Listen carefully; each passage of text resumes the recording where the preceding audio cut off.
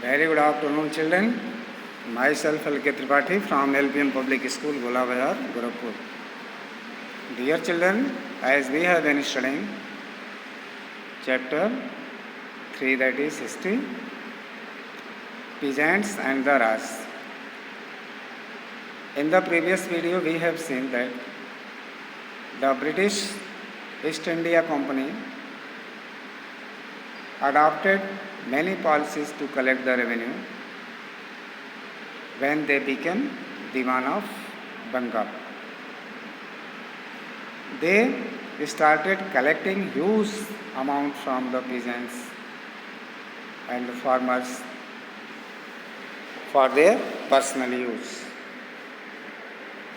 In the same sequence, we are going ahead to study more about the same.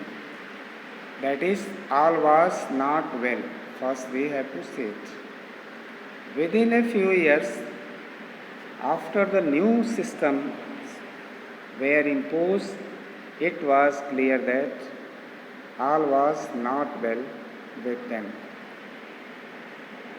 Driven by the desire to increase the income from land, revenue officials fixed too high a revenue demand. Peasants were unable to pay. Now, after became Diwan, they started exploiting the peasants. So they imposed high taxes over them that was not bearable by the peasants. They were unable to pay. Riots flooded the countryside and villages became deserted in many regions. Optimistic officials had imagined that the new system would transform the peasants into rich, enterprising farmers. But this did not happen.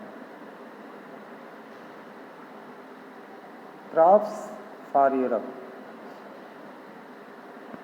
The British also realized that the countryside could not only yield revenue, it could also grow the crops that Europe required.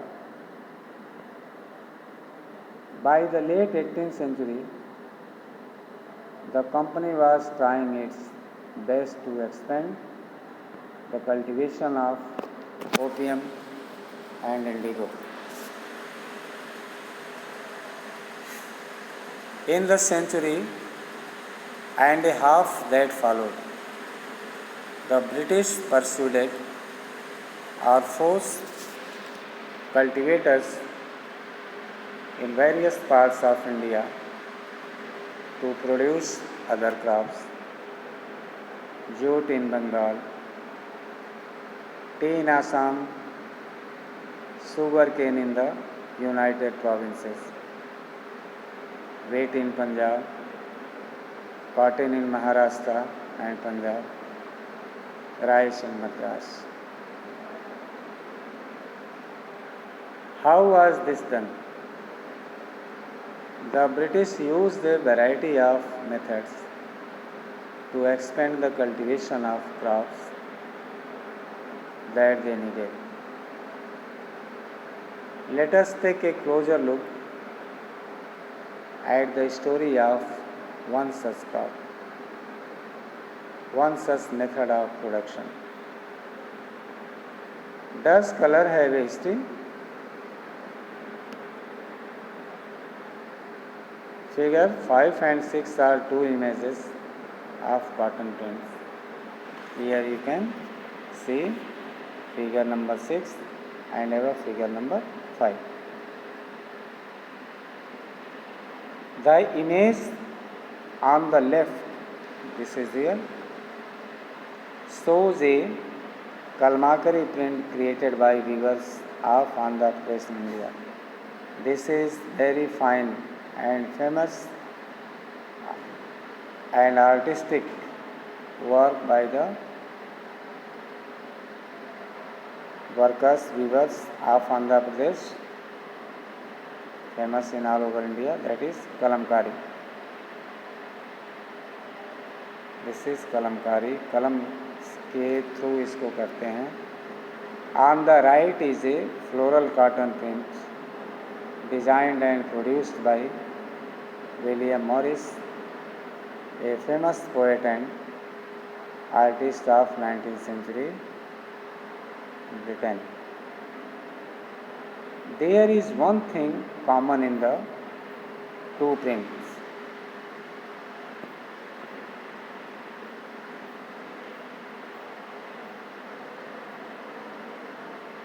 Both use a rich blue color, commonly called indigo. Indigo means blue, that is nil, a kind of color. The farming was done in India at the time of British. Do you know how this color was produced? The blue that you see in these prints was produced from a plant called indigo. It is likely that the blue dye used in the Morris prints in 19th century Britain was manufactured from indigo plants cultivated in India. For India was the biggest supplier of indigo in the world at that time. Why the demand for Indian indigo?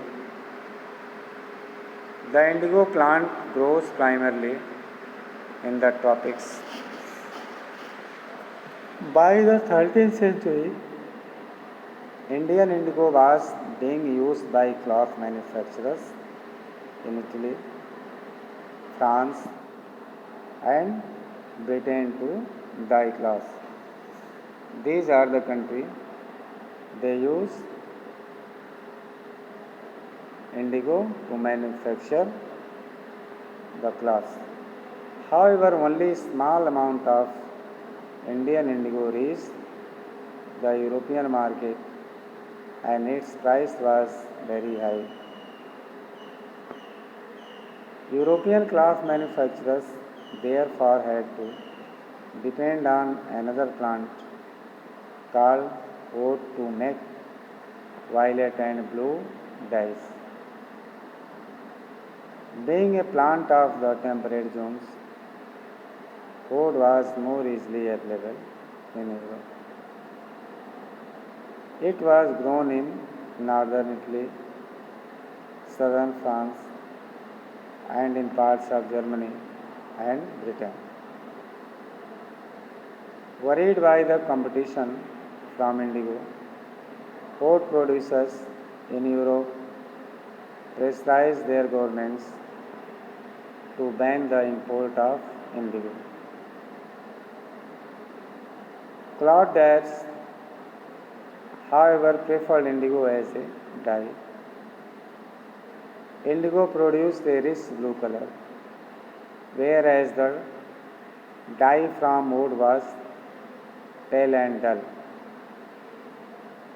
By the 17th century, European cloth producers persuaded their governments to relax the ban on indigo import. The French began cultivating indigo in Saint Domingo in the Caribbean islands, the Portuguese in Brazil, the English in Jamaica, and the Spanish in Venezuela.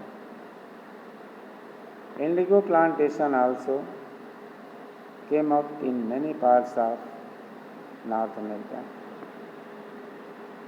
By the end of the 18th century, the demand for Indian indigo grew further. Britain began to industrialize and its cotton production expanded dramatically, creating an enormous new demand for cloth dyes. While the demand for indigo increased, its existing supplies from the West Indies and America collapsed for a variety of reasons. Between 1783 and 1789, the production of indigo in the world fell by half. Claude Dares in Britain now desperately looked for new sources of indigo supply. From where could this indigo be produced? Procured, not produced. So, we will follow it here. Britain turns to India.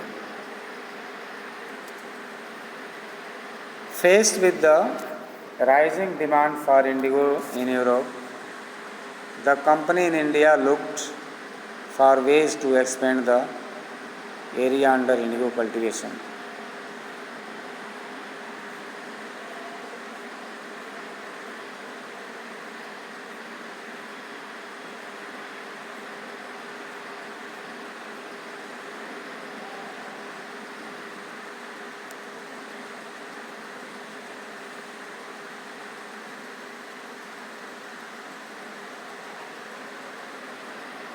From the last decades of the 18th century, indigo cultivation in Bengal expanded rapidly and Bengal indigo came to dominate the world market. In 1788, only about 30% of the indigo imported into Britain was from India. By 1810, the proportion had gone up to 95%. As the indigo trade grew, commercial agents and officials of the company began investing in indigo production. Over the years, many company officials left their jobs to look after their indigo business.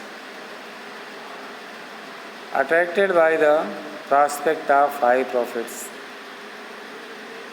numerous Scotsmen and Englishmen came to India and became planters. Those who had no money to produce indigo could get loans from the company and the banks that were coming up at the time. How was indigo cultivated? There were two main systems of indigo cultivation. First, niche and ryopi. Within the system of niche cultivation, the planter produced indigo in lands that he directly controlled. He either bought the land or rented it from other zamindars and produced indigo by directly employing hired laborers. The problem with niche cultivation: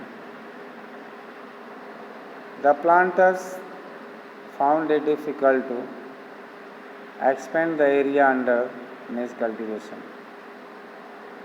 Indigo could be cultivated only on fertile lands, and these were all already densely populated. Only small plots scattered over the landscape could be acquired. Planters needed large areas in compact blocks to cultivate indigo in plantations. Where could they get such land from? They attempted to lease in the land around the indigo factory and evict the peasants from the area. But this always led to conflicts and tension. Nor was labor easy to mobile. A large plantation required a vast number of hands to operate, and labor was needed precisely at a time when peasants were usually busy with their rice cultivation. Niche cultivation on a large scale also required many plows and bullocks. 1 bigha of indigo cultivation required 2 plows. This meant that a planter with 1000 bighas would need 2000 plows. Investing on purchase and maintenance of plows was a big problem. Nor could supplies be easily got from the peasants since their plows and bullocks were busy on their rice fields. Again, exactly at the time that the indigo planters needed them. Till the late 19th century, planters were therefore reluctant to expand the areas under niche cultivation. Less than 25% of the land producing indigo was under this system. The rest was under an alternative mode of cultivation, the Rayoti system. Indigo on the land of Rayot. Under the Rayoti system, the planters force the Rayots to sign a contract, an agreement. At times, they pressurize the village headmen to sign the contract on behalf of the Rayots. Those who signed the contract got cash advances from the planters at low rates of interest to produce indigo, but the loan committed the Rayot to cultivating indigo on at least 25% of the area under his holding.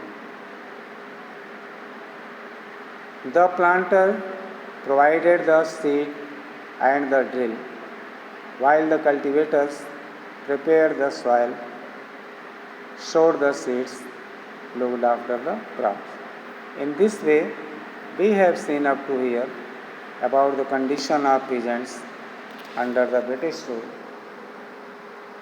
Next, we shall discuss in the next video in coming time. Till then, thank you, good luck.